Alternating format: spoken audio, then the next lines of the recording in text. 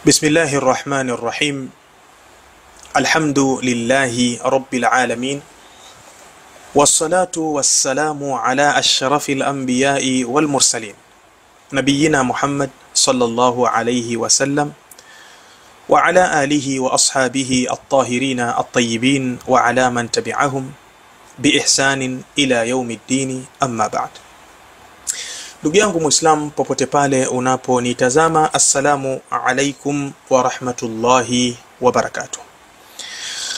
Leo tena tumekutana hapa katika kikao chetu hiki adhim kwa ajili ya kukumbushana au kufundishana baadhi ya mambo yanayohusiana na dini yetu tukufu ya Kiislamu. Kabla sijazungumza ninachotaka kukizungumza, naomba nitoe tanbihi kwa sababu huenda hii video ikaangaliwa na watu mbalimbali wakiwemo watu wa usalama wa taifa katika nchi yetu ya Tanzania. Sasa ili haya maneno ninayozungumza yabebwe vile ambavyo nimeyazungumza, ni lazima nitoe tanbihi hii.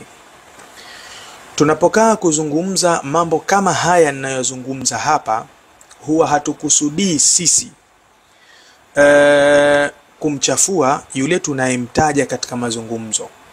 Mathalan, iwe ni mgombea uraisi katika chama fulani au chama fulani. Sisi kwetu watu wakifanya uchaguzi, yule atakayechaguliwa kuwa rais, yule ndo rais ambaye ndo rais wetu sisi. Haijalishi iwe anatoka kwenye chama cha Mapinduzi au anatoka kwenye chama chingine chochote.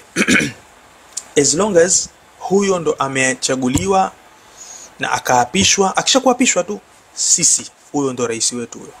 Hatuna hivi wala vile. Tuko tayari kumtii endapo hatutuamrisha jambo la kumuasi Allah subhanahu wa ta'ala. Ikieleweka tanbihi hii vizuri, yatakuwa mepesi yale ambayo nitayazungumza mbele, hata kama yanaweza akaonekana mbona kama anamponda rais wa nchi huyu, mbona kama anamponda mgombea wetu. Hiyo haituhusu sisi masala ya ugombea nani rais, hiyo sisi hatuna habari nayo. Atakayechaguliwa ndo huyo. Muhimu tu tupate wasaa wa kumwabudia Allah subhanahu wa ta'ala katika miji yetu na majumba yetu, tupate salama na amani. Basi imetosha hiyo.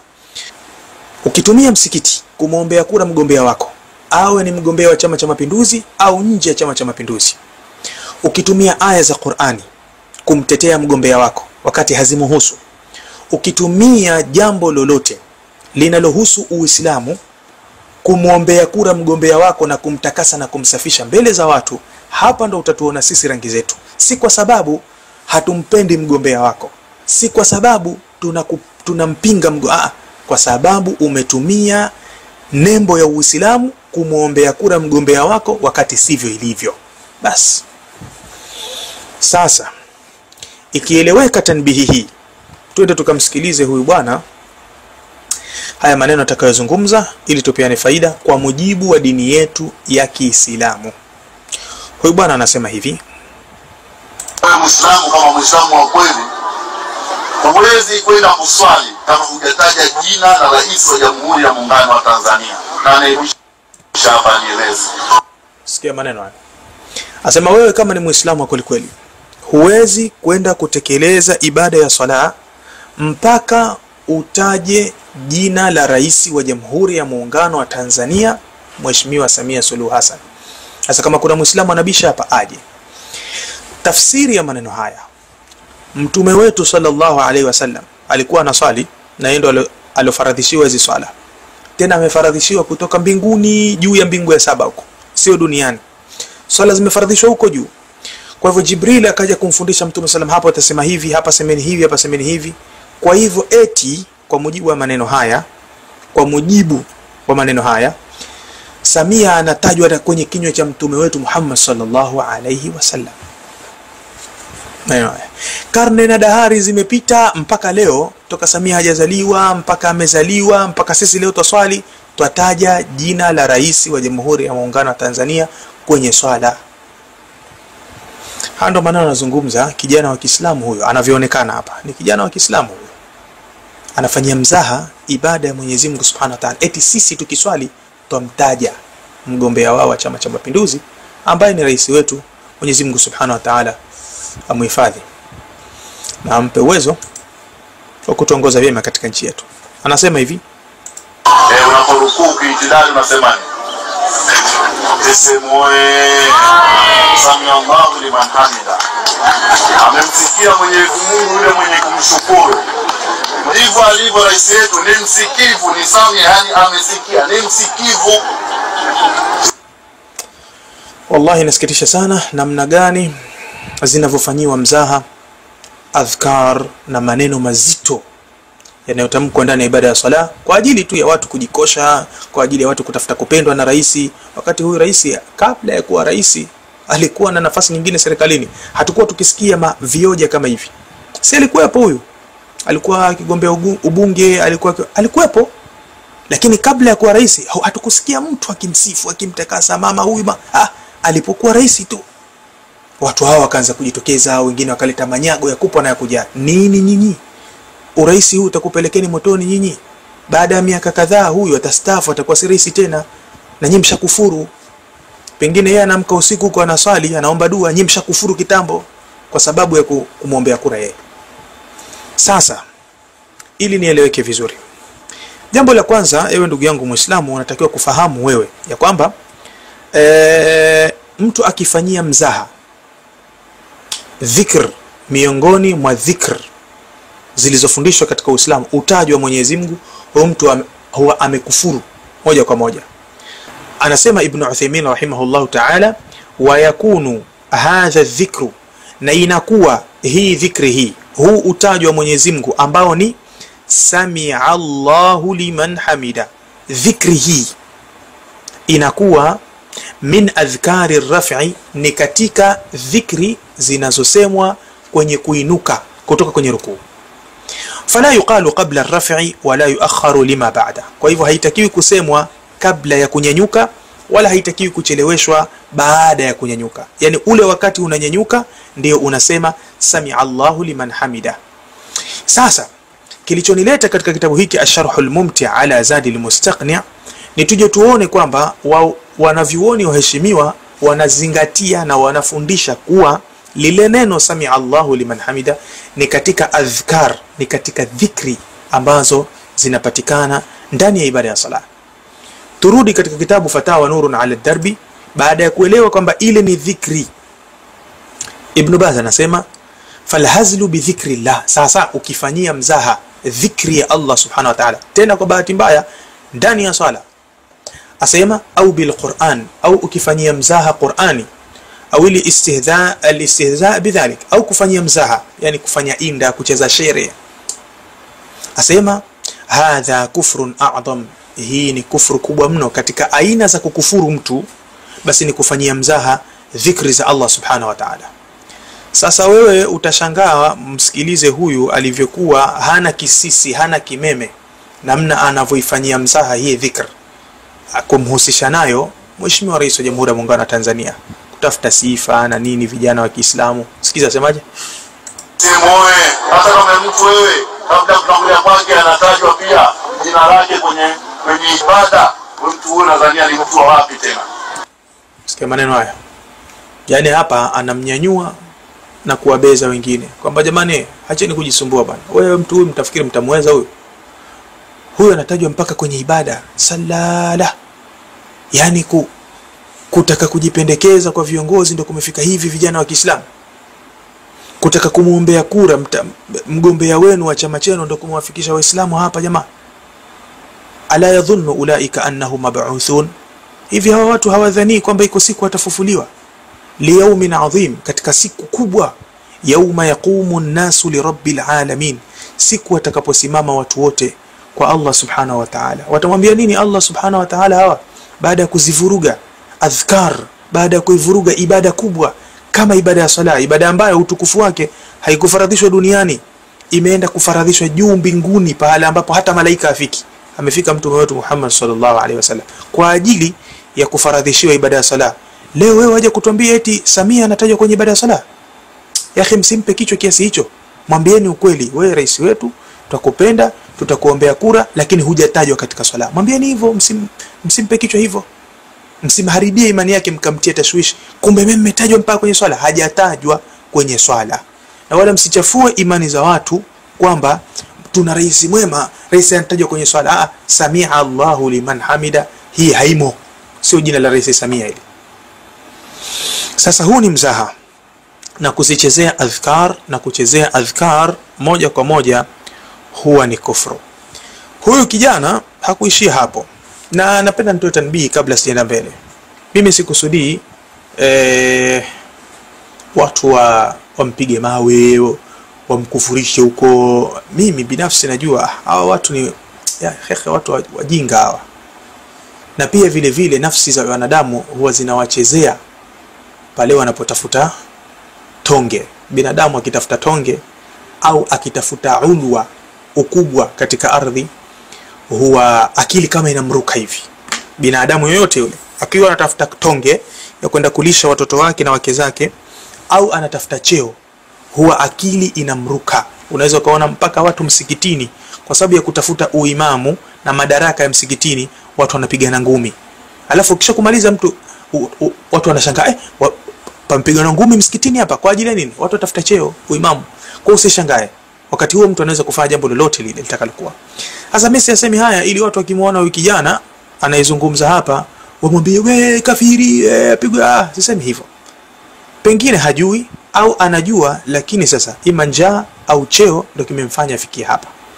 Haya ninayozungumza mimi ni kukunusuru wewe ndugu yangu Muislamu, usije ukaamini eti kwamba Samia katajwa kwenye, hajatajwa Samia kwenye swala kabisa. Na haimaanishi kwamba hatumpendi rais. Hapa twalinda ibada zetu. Hahusiki mheshimiwa kwenye swala, hahusiki kabisa. Hii swala ipo kabla hajazaliwa na itakuwepo baada ya kuondoka madarakani na hata baada ya kuondoka duniani. Hilo jambo la kwanza. Jambo la pili, huyu bwana akavuka mipaka zaidi, akasema hivi, lakini ukimaliza jina lake la tatu huwezi kutaja hapo kama hujataja vipendi vya Mtume Muhammad sallallahu alaihi wasallam, wajukuu zake wawili, kati ya Hussein na Hassan, ama Hassan na Hussein. Alafu kumbe jamaa jina lake zuri tu hapa imeandikwa hapa, anaitwa Abdurrahim. Subhanallah, Abdurrahim. Alafu na kufuru kama hivi, subhanallah. Sozote tukiomba leo tunasema, sikiza haya maneno ndo kufuru ya ajabu kabisa. Haya maneno yanakuja sasa hivi. Na sozote tukiomba leo tunasema Rabbana atina fid dunya wa fil akhirati ismoe. Na kama duniani unasema mpate huyo, na kwenye akhira unasema mpate huyo. Unataka kwenda kuchagua huyo wa upinzani kutafuta nini? Wakati hata wewe kwenye dua maana yake bado unamuomba Mwenyezi Mungu duniani akupe yeye. La haula wala quwwata illa billah. La haula wala quwwata illa billah. Ndugu zangu, hii ni aya imo katika Qur'an. Wa minhum man yaqulu rabbana atina fid dunya hasana wa fil akhirati hasana wa qina adhaban nar ulaika lahum nasibun mimma kasabu wallahu sari'ul hisab. Hii ni aya imo katika suratul Baqara. Huyu aitumia aya hii kuwaaminisha watu ya kwamba pale tukimwomba Mwenyezi Mungu, ya Rabbi tupe sisi katika dunia hasana na tupe sisi akhera hasana. Hii hasana hii, huyu ndio ile Samia Suluhu Hassan, ndio yule Hassan, yule babu yake yule, ndio hii hapa hasana inatajwa hapa. Yake wewe acha kufanyia mzaha aya za Qur'an ili umuombe kura rais wako. Tena wavuka mipaka, asema huyu bwana, twaomba duniani Mungu atupe huyo na akhera atupe huyo. Hivi kabla huyo hajawa rais kweli mlikuwa mna fikra hizi nyinyi kwamba huyu ndo awe rais wetu, Mungu atupe duniani atupe na akhera? Si alikuwepo huyu kabla hajawa rais? Na baada ya kuwa rais si mtaendelea kusema maneno haya, rabbana atina fid dunya hasana fil akhirati? Atakuweko wapi wakati ashakufa pengine? Ile rabbana atina fid dunya hasana fil akhirati ni kuzifanyia mzaha aya za Allah subhanahu wa ta'ala kiasi kama hichi, kwa sababu ya cheo kutafuta, au kwa sababu ya kutafuta kula na kufuru kiasi kama hivi. Sasa tanbihi ninayotoa hapa mimi, kama sisi ni Waislamu, sisi wana, ukimwombea rais wako au mgombea wako wa chama chochote kura kwa kutumia aya za Qur'ani kama hivi, au kwa kutumia ibada zetu kama swala, au kwa kutumia misikiti, au kwa kutumia chochote, my friend, utaziona rangi zetu. My friend, wewe muombe kura utakavyo, utatusikia sisi kusema chochote. Ukitumia Uislamu kumwombea kura, usihusishe Uislamu na kura zenu. Wanasema wanaovioni Mwenyezi Mungu Subhanahu wa Ta'ala awarehemu, katika vitabu vao, kwa mfano ukisoma katika kitabu Al-Fatawa Al-Bazaziyya, Al-Fatawa Al-Bazaziyya, wanaovioni hawa wanasema hivi, sikiza maneno haya. Wasema idkhalu ayati al-Qur'ani fil mizahi wad-du'aba kufrun, kuingiza aya ya Qur'ani katika mzaha, masahara, mchezo, hiyo hukumu yake ni ukafiri tu, hakuna hivyo na vile. Anayefanya hivyo, kuchukua aya ya Qur'ani akaingiza katika upuzi wake, ad-du'aba, huyu anakuwa amekufuru, li'annahu istighfafun bihi, kwa sababu hiyo maana yake ni kama kuidogosha ile aya. Yani wewe hujaona pahala popote pa kuitumia aya rabbana atina fid dunya hasana, waitumia kwenye kusema kwamba hapa Mungu atuambia tumtafute Samia, hapa tumuomba duniani atupe Samia hasana, Samia Suluhu Hassan, na akhera vile vile tu akhera sisi Samia wa nini, kwa mfano yani wa fil akhirati hasana. Akhera tumuomba Mungu atupe Samia, akhera atatunufaisha nini? Ya akhi, ittaqu rabbakum, cheni Mola wenu Subhanahu wa Ta'ala. Istighfafun bi, yani umeifanya Qur'ani haina la kuzungumza mpaka izungumze mambo haya ya uchaguzi. Wakadha almizah bihi, na hivyo hivyo ni kuifanyia mzaha na kuifanyia masahara Qur'ani. Kwa hivyo mahallu shahidi huna, ukiingiza aya ya Qur'ani katika mzaha, basi wewe unakuwa umekufuru. Na hawa vijana wakati mwingine huwa wanapata nguvu pale wanapowaona baadhi ya mashehe wanayafanya kama haya. Niliwahi kusema nyuma na leo narudia tena, kuna shekhe hapa alifanya kama haya yanayofanana, yani huyu shekhe, mimi siwezi kuacha haya mambo. Umeona huyu shekhe hapa pahala katika msikiti pana mufti wetu wa Tanzania, Mungu ampe afya na muongoze katika njia sawa, pamoja na sisi vile vile. Ukimwacha mufti, pana shekhe mkuu wa mkoa wa Dar es Salaam Walidi yule pale, naye Mwenyezi Mungu ampe afya njema na muongoze katika mstari wa sawa pamoja na sisi. Kisha kuna shekhe mwingine ambaye ndo huyu atasema haya maneno. Maneno kama haya yanawapa nguvu watu wengine, kumbe tuweza kusema na sisi chochote tu, ili mradi tu tumtakase Samia apate kura tu aende. Jamaa nyinyi mko misikitini, jamaa nyinyi mwaichafua dini, jamaa ndio vijana hawa wanaiga. Sikiza maana nasemaje. Na mimi hata unizuia Mheshimiwa Mufti nikisema kwamba nawaagiza malaika wote wa mikoa yote Tanzania, lakini na majini wote Tanzania wamuombee Mama Samia Suluhu Hassan. Ya akhi, watu wamekaa hapa wanacheka. Pana mufti wetu, pana shekhe mkuu wa mkoa, huyu mzee wetu anazungumza maneno kama haya ya kuwafanyia mzaha na istighfaf malaika ambao Mwenyezi Mungu Subhanahu wa Ta'ala ameweka kuwa ni nguzo katika nguzo ya imani zetu sisi Waislamu. Iwezi kukamilika imani ya mtu mpaka aamini uwepo wa malaika jumlatan wa tafsila. Sasa huu si uwanja wake kuzungumza haya masala vipi watu wanaamini malaika, lakini sasa kwa matendo kama haya ndio wengine kama shekhe ametumia vile kuamrisha malaika. Wewe nani hata uamrishe malaika akhi? Tebu tubia kwa Mola wako. Halafu shekhe amewaamrisha malaika kumuombea dua Mama Samia, na mimi wacha nikae nifikirie langu, Samia Allahu liman hamida. Pale Samia anatajwa kwenye swala pale, utamlaumu vipi? Na shekhe mufti yupo anacheka. Halafu hivyo anasema kama shekhe kaweza kusema vile, basi na mimi naweza kusema kwamba Samia Suluhu Hassan, hii ndo rabbana atina fid dunya hasana wa fil akhirati hasana. Hii ni aya ya Qur'ani, eti duniani tumuomba Mungu, duniani tupe Samia Suluhu Hassan, na akhera tupe Samia wa nini? Si akhera tutaka pepo. Hapa duniani it's okay, tutakayempata tukimpata yeye awe rais, haya, akiingia mwingine, haya, muhimu tu maisha yende kwa salama na amani, na riziki tupate zilizokuwa za halali, ishaisha. Akhera wa nini? Sasa wakati mwingine hawa vijana tuweza kuwalaumu bure, lakini wana viigizo vyao walivyoviiga. Na mashekhe wakishakuteleza kama hivi, wakikosolewa hawarudi kurekebisha. Jamani, pale kweli tulikosea kumuombea dua Mama Samia kwa kufanyia kejeli malaika wa Mungu. Hawarudi. Sasa hatari yake ndio inakuwa kama hivi. na mashekhe wanacheka hapa, mashekhe wanacheka. Halitaonekana hili kuwa ni kosa, litaonekana zito la sisi kusema kwamba hili ni kosa. Na Mwenyezi Mungu Subhanahu wa Ta'ala amekataza watu kukaa kwenye vikao, aya za Mwenyezi Mungu Subhanahu wa Ta'ala zinafanyiwa mzaha. Allah Subhanahu wa Ta'ala amekataza kabisa, pahala inafanyiwa mzaha aya ya Qur'ani, wewe Muislamu usikae. Wachilia mbali eti kukaa kucheka, kule kukaa pale pahala usikae, kwa sababu ukikaa wewe halafu baadaye ukanyamaza kimya usikosoe, basi pale pahala inawezekana na wewe ukabeba ile kufuru ambayo pale pahala imekufuriwa. Mwenyezi Mungu Subhanahu wa Ta'ala anaeleza katika kitabu chake kitukufu, Allah Subhanahu wa Ta'ala mathalan ukisoma katika Qur'ani katika suratu Nisa'i aya nambari takriban 140, Mwenyezi Mungu Subhanahu wa Ta'ala anasema wa qad nazzala alaykum, na kwa hakika Allah Tabaraka wa Ta'ala ameteremsha juu yenu, fil kitabi, ameteremsha maneno katika hichi kitabu cha Qur'ani.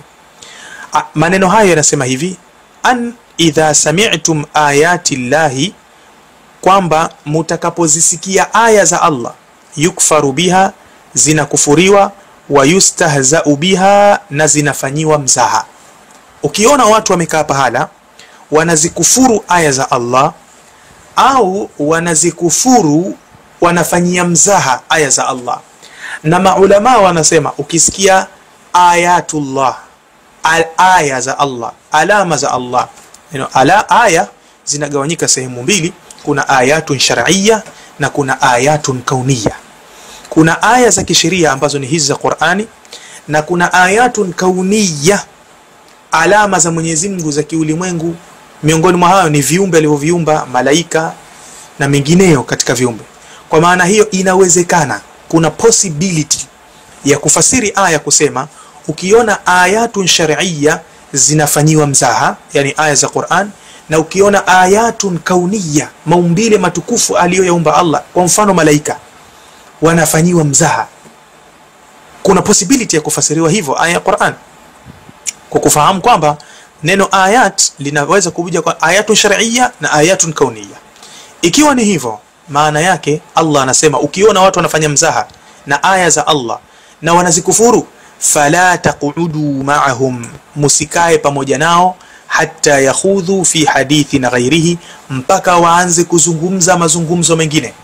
Wakishakubadilisha mada ya kufanya mzaha na malaika, kufanya mzaha na aya za Qur'ani, kufanyia mzaha sha'airullah, matukufu ya Allah Subhanahu wa Ta'ala, ikiwa ni Qur'an au matukufu mengine aliyoumba Allah Subhanahu wa Ta'ala na akataka yatukuzwe, watu mpaka waingie katika mazungumzo mengine, hapo na wewe rudi kakae nao. Lakini wakiwa wanazungumza kufuru zao na wanafanyia mzaha aya za Allah, usikae nao. Allah anasema fala taqudu ma'ahum, musikae pamoja nao, hatta yakhudhu fi hadithin ghairihi, mpaka waingie katika mazungumzo mengine. Kwa nini watu wasikae nao? Innakum idhan mithluhum, hakika nyinyi mutakapokaa nao. Maelezo yako wazi na yanatisha. Innakum idhan mithluhum, nyinyi mutakapokaa nao mutakuwa mfano wao. Kwa hiyo kama wao wamekufuru kwa kuzifanyia mzaha aya za Allah, na nyinyi mtakuwa kama wao. Kwa hivyo hapa pahala panahitaji umakini sana, panahitaji umakini sana. Mtu mwenye kuzifanyia mzaha aya za Allah Subhanahu wa Ta'ala, huyo mtu anakuwa amekufuru. Na ndio maana Ibn Baz akasema hivi, asema idha stahza'a birrasuli, mtu akimfanyia mzaha mtume, au billahi subhana, au akimfanyia mzaha Allah Subhanahu wa Ta'ala, au bil Qur'ani, au akafanyia mzaha Qur'ani, au bil janna au bin nar, au pepo au moto, au ma ashbaha dhalik, au akafanyia mzaha vitu vinavyofanana na hayo, au stahza'a bis salati, au mtu akaifanyia mzaha swala. Na miongoni mwa kuifanyia mzaha swala ni kutuambia sisi tukiswali tukisema sami Allahu liman hamida, eti tumtaja rais pale, rais atajwa katika ibada. Huu ni mzaha. Hii swala ni ibadatun dhatu aqwalin wa af'alin makhsusa. Swala ni ibada yenye maneno na vitendo maalum. Ukituambia kwamba anatajwa rais kwenye swala, ya akhi, umetupeleka mbali sana, umetupeleka mbali sana. Asema au bisiyam, au mtu akafanyia mzaha ibada ya funga au bil jihadi au jihad wama ashbaha dhalika, mtu akifanyia mzaha vitu kama hivi, swara kafiran bidhalika, huyo mtu anakuwa kafiri kwa sababu hiyo ya kufanyia mzaha vitu kama hivyo. Chini huku baadaye akaja akataja aya aliyotegemea, ndio ile aya tulitaja, wala insaaltahum, kama utawauliza hao wanaofanya mzaha hao, la yaqulunna, watasema innama kunna nakhudhu wa nal'ab, akasisi ilikuwa tujifurahisha na tujipumbaza tu katika ile mazungumzo, hatukuwa serious kweli katika ule mzaha. Aweza kujitetea hivyo mtu asema qul, wakijitetea hivyo waambie abillahi wa ayatihi wa rasulihi, hivi Mwenyezi Mungu na aya zake na mtume wake kuntum tastahzi'un, ndio nyinyi mlikuwa mkifanyia mzaha? Hamjaona cha kufanyia mzaha? La ta'tadhiru, musijitetee, qad kafartum ba'da imanikum, nyinyi mshakufuru baada ya kule kuwa mmedhihirisha imani.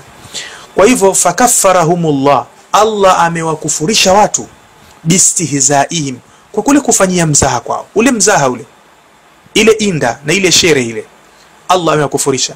Fadalla dhalika ala anna, likajuilisha jambo hilo kwamba alistihzaa bi shay'in min dhikrillah, kufanyia mzaha chochote katika dhikri ya Allah, dhikr ile samia Allahu liman hamida, ukifanyia mzaha ile, au alquran, au ukifanyia aya ya Qur'ani ukifanyia mzaha, ndio hiyo wa minhum man yaqulu rabbana atina fid dunya hasana, au sunna, au ukifanyia mzaha sunna za mtume sallallahu alaihi wasallam, au nahwi dhalika, au mfano wa hayo, yu'tabaru kufran ba'da al-imani, hilo jambo lazingatiwa kwenye Uislamu ni ukafiri baada ya mtu alikuwa tayari ashaamini.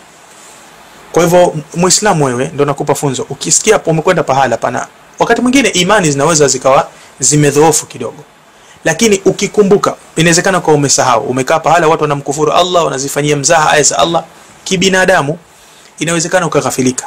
Na Allah tabaraka wa taala amemwambia mtume sallallahu alayhi wasallam, wa imma au fa imma yunsiyannaka ash-shaytanu fala taq'ud ba'da dhikra, ikiwa shetani atakusahaulisha kwamba mimi hapa natakiwa niondoke, fala taq'ud ba'da dhikra, basi usiendelee kukaa baada ya kukumbuka. Maana binadamu unaweza imani yako ikawa imedhoofu, au inawezekana shetani amekusahaulisha kwamba wewe ulitakiwa uondoke hapa pahala. Ukikumbuka, fala taq'ud ba'da dhikra, usikae pahala hapo, iwe msikitini au nje ya msikiti. Hiyo ni hatari ya kufanya hivyo. Sasa nimalizie mazungumzo yangu kwa kuzungumza nasaha chache. Nasaha hizi zinakwenda ila kulli man yahumuhu hadha al-amr, kwa kila ambaye linamhusu hili jambo, basi insha Allah asikilize nasaha hizi. Hii hapa inaonekana hapa ni katiba yetu hii. Hii ni katiba yetu ya Jamhuri ya Muungano wa Tanzania. Ukisoma katika ibara ya 18 hii mabano moja, inasema hivi: bila ya kuathiri sheria za nchi, mtu yoyote yule, bila ya kuathiri sheria za nchi, kila mtu yuko huru kuwa na maoni yoyote na kutoa nje mawazo yake. Kila mtu ana uhuru wa kuwa na maoni yoyote na kuyatoa nje yale mawazo yake. Na maelezo yakafuatia na kutafuta, kupokea na kutoa habari na dhana zozote zile kupitia chombo chochote bila ya kujali mipaka ya nchi, na pia ana uhuru wa mawasiliano yake kutoingiliwa kati. Sasa pointi yangu iko hapa kwenye mtu kuwa na maoni yoyote, yuko huru katika nchi yetu Tanzania. Maoni muhimu asiathiri sheria za nchi. Kadhalika ana uhuru wa kutoa nje yale mawazo yake, ayadhihirishe wazi kabisa, mimi nawaza hivi, mimi naona hivi. Sasa mimi maoni huru kabisa. Naanza kwenye hadithi hii ya Mtume sallallahu alayhi wasallam. Kila ambaye anahusika na hili jambo, ikiwa ni marais wetu, viongozi mbalimbali, hususan mimi nawalenga hapa viongozi wa dini, mamufti, mashehe wa mikoa, sijui ndo nawalenga hapa sana. Mtume sallallahu alayhi wasallam anasema hivi: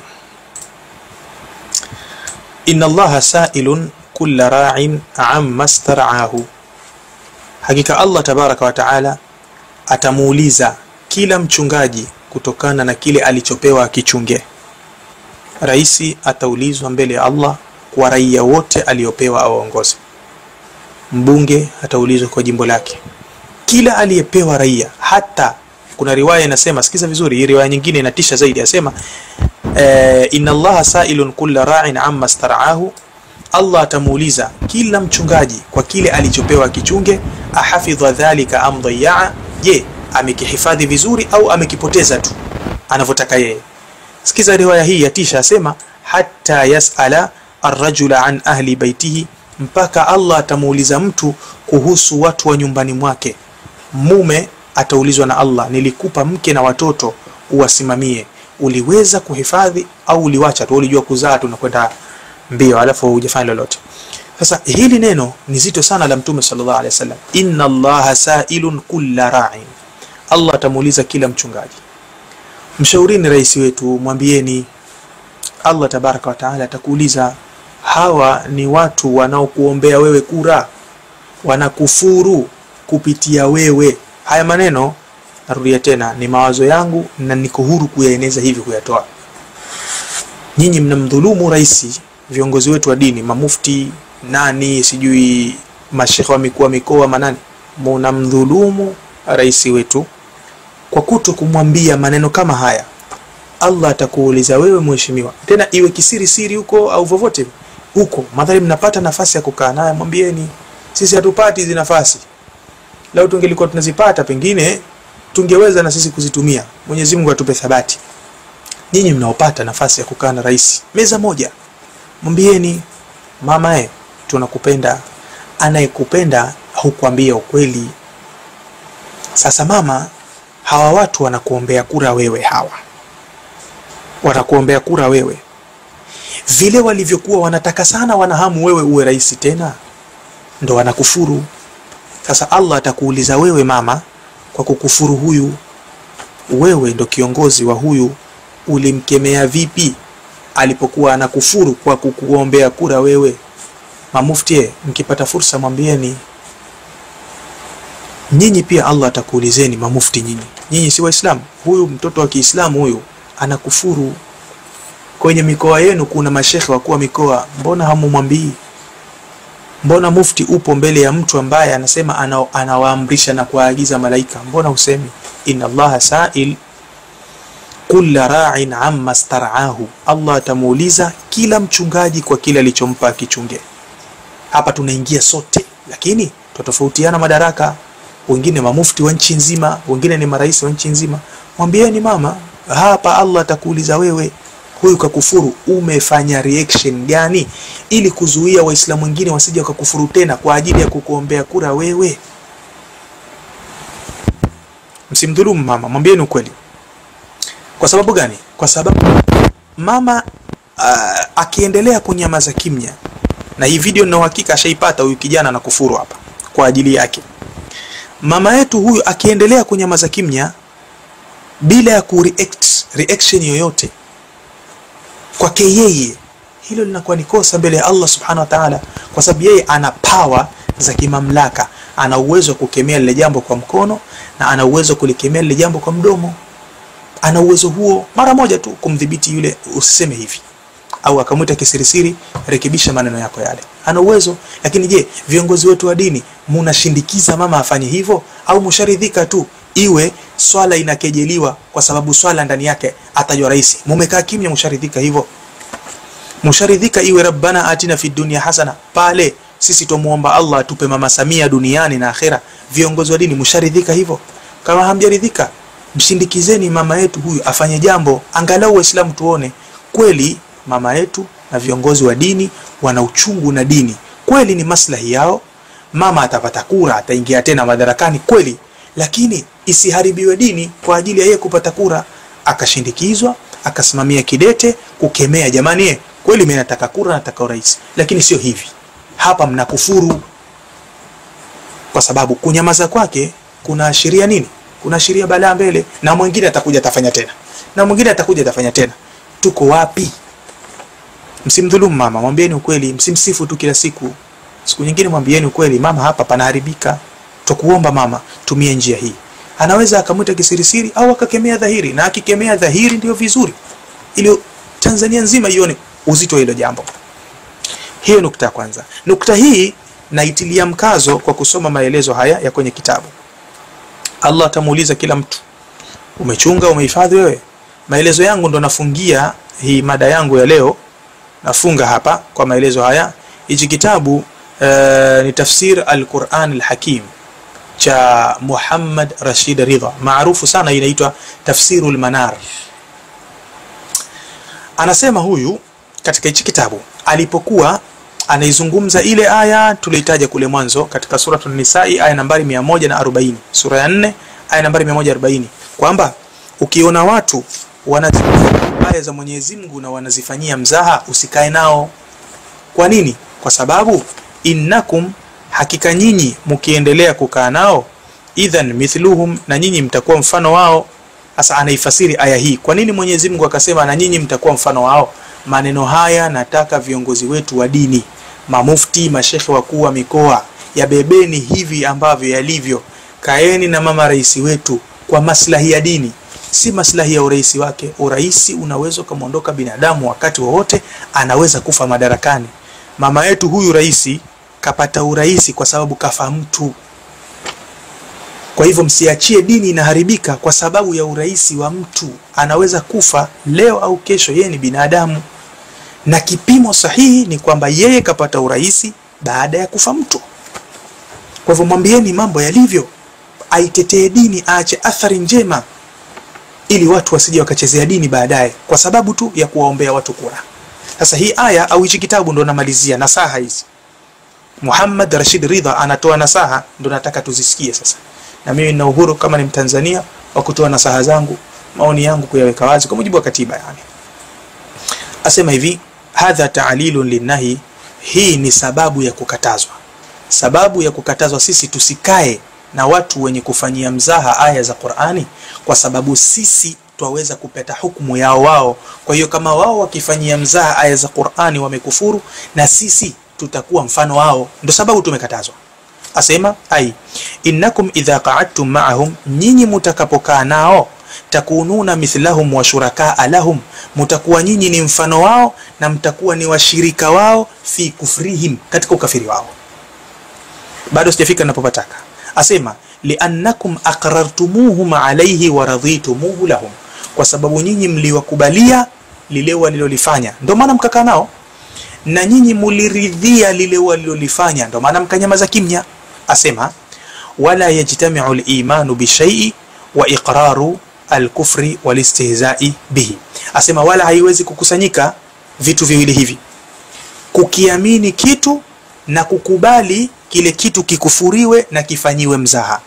Yani haiwezekani sisi tunasema tunaiamini Qur'ani, halafu wakati huo huo tunakubali ikufuriwe na ifanyiwe mzaha.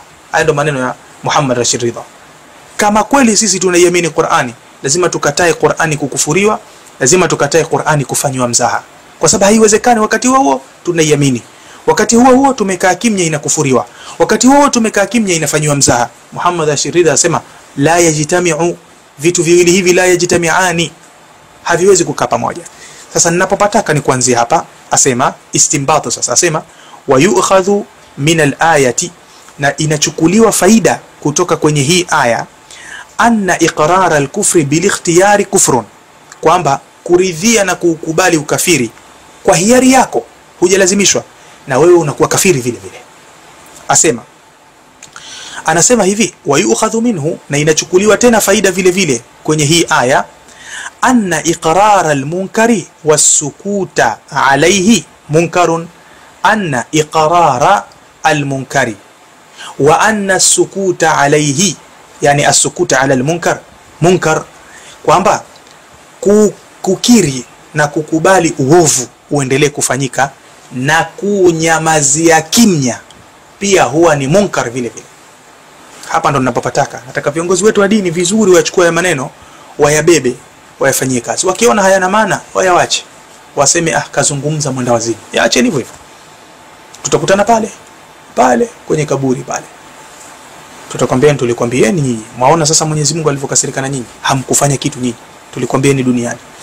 Sheikh asema hivi, tunapata faida kwamba kukiri uovu unaoendelea na kuunyamazia kimya uovu unaoendelea, wakati tuna uwezo wa kusema kwamba hapa kwenye swala sami Allahu liman hamida, hapa hajatoja rais, na pale kwenye rabbana atina fid dunya hasana, hapa ni kuchezea aya za Qur'ani. Hapa hatumuombi Mwenyezi Mungu atupe rais huyu, ni mashariki na magharibi. Tukinyamaza kimya, munkarun, pia sisi tumefanya uovu. Kule kunyamaza kwetu kule ni uovu. Asema sasa, wa hadha mansusun alayhi adha, hili jambo limetajwa kabisa katika sheria, hakuna mashaka katika hilo. Asema wa anna inkara shay'i, na tunapata faida kwamba kukikemea kitu yamna'u fashwuhu au yamna'u fashwahu baina man yunkirunahu hatman, na kwamba kukikemea kitu itapelekea kuzuia kile kitu kuenea baina ya watu wenye kukikemea kile kitu. Hapa ndo nataka wamwambie rais wetu vizuri, wakipata muda, wakiona haina haja ya kumwambia waache majukumu atabeba wao. Viongozi wetu wanaopata nafasi ya kukaa na rais wamwambie, vitabu vinasema hivi kwamba rais ukifanya fursa ya kulikemea hili jambo, anna inkara shay'i, ukikemea kile kitu cha kufanyiwa mzaha sala pamoja na aya za Qur'ani kwa ajili ya kuombewa wewe kura, ukisimama ukikemea pale, hiyo utakuwa umefanya kitu kimoja kikubwa, kwa sababu yamna'u fashwahu baina man yunkirunahu, utazuia kile kitu kuenea baina ya safu za Waislamu ambao na wao watakuwa wanakuiga wewe kukemea. Utakuwa umefanya jambo kubwa katika kuinusuru dini ya Allah isichezewe. Utaonesha kwamba unathamini dini, unathamini Qur'ani kuliko uraisi wako. Mshaurini hivyo, mwambieni ukweli, mwambieni ukweli. Asema falyatabir bihadha ahlu hadha zaman, hebu basi walizingatie hili jambo tunalolizungumza watu wa zama hizi. Huyu Muhammad Rashid Ridha asema zingatieni haya tunayokuambieni enyi watu wa zama hizi, msinyamazie uovu, kwa sababu ukinyamazia uovu na wewe utakuwa ni muovu. Kadhalika kemeeni maovu, kwa sababu kukemea faida yake ni kuzuia ule uovu usienee kwa watu. Mwambieni rais wetu, kemea hili jambo kwa ajili ya Allah subhanahu wa ta'ala, au amtume mtu, amtume mufti, amtume shekhe fulani, kemea kwa niaba yangu. Hivyo tu mambo yanakwenda hivyo. Lengo ni kuinusuru dini ya Allah subhanahu wa ta'ala. Uraisi, ubunge, uhivi, vitu vyote vinapita duniani, wallahi vinapita. Si ilikuwa kwa Magufuli hapa akatikisa kweli kweli. Nani sasa hivi anamtaja Magufuli? Nani anamtaja Magufuli? Si ashakufa? Ashakufa. Palikuwa pana Nyerere hapa, eko ashakufa. Palikuwa pana Mkapa, yuko wapi? Ashakufa. Palikuwa pana Ali Hassan Mwinyi hapa, yuko wapi? Ashakufa. Hii ndiyo mwisho wa mwanadamu. Mwanadamu mwisho wake ni kufa. Je, umeacha nini huko duniani? Sasa tunawaomba wayafanyie kazi haya, wafanye bidii, wakemee. Wasipokemea insha Allah, Mtume sallallahu alaihi wasallam ametahadharisha, Allah atamuuliza kila mchungaji kutokana na yale aliyompa yachunge. Je, alihifadhi au alipoteza, alifanya uzembe tu mambo yaende? Hili swali lazima kila mmoja ulizwe kabla ya kuondoka kwenye mahakama ya Allah. Mpaka wewe na mimi tutaulizwa, hata kama hatuna madaraka, lakini tutaulizwa na Allah tabaraka wa taala kuhusiana na watu wa nyumba zetu, tuliwasimamia au hatukuwasimamia. Naomba nisitopie hapa, nimechukua muda mrefu katika kuzungumza, lakini lengo langu ni darasa ifike. Darasa ifike vile ambavyo nimekusudia ifike. Inawezekana ikawa ndani ya mazungumzo nimetumia maneno makali kidogo kwa sababu ya maudhui, na najitahidi kuyalainisha binadamu, lakini lengo ni ujumbe ufike. Inshallah Mwenyezi Mungu atajalia ujumbe utafika, na pengine Waislamu wengine nao watajizuia vinywa vyao pale wanapotaka kuombea kura marais wao. Rais yoyote atakaingia madarakani, huyo ni rais wetu, hatuna shida kwa ajili ya mambo ya siasa za kidemokrasia. نكتفي بهذا القدر والله تعالى أعلى وأعلم. سبحانك اللهم بحمدك ونشهد أن لا إله إلا أنت ونستغفرك ونتوب إليك والحمد لله رب العالمين.